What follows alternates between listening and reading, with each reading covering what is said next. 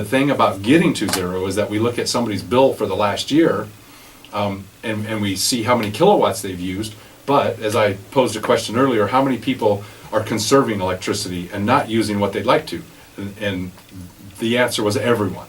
So now hold on, let's dig into that for a second, because really, this is what kind of rang the bell for us.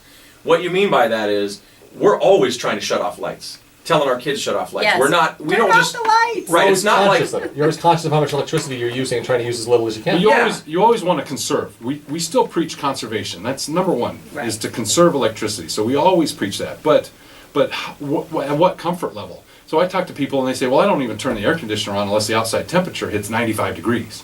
So, and then I run it at 80 just to try to be somewhat comfortable. Well, people would like their home maybe 75. So they can, with solar, we're looking at, well, are you going to turn your air conditioner on maybe a little bit sooner? So we try to, we know that people are conserving electricity, and maybe they're conserving it so much that it hurts. So we like to ask that question. If we zero out your bill from the last year, and then people use electricity like they normally would, then we see their bills increase.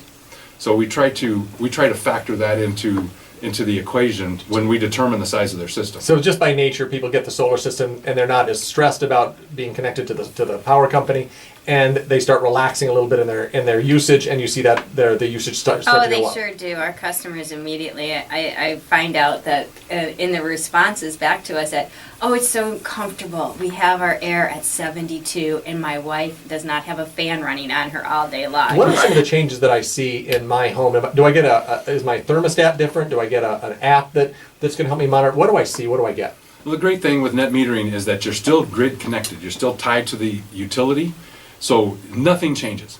Absolutely, the way you use power, the power that comes into your home, nothing changes. It's just where that electricity is coming from. When your system's producing, it's coming from the system. When you have too much, it goes back to the grid. When it's not producing enough, power comes from the grid.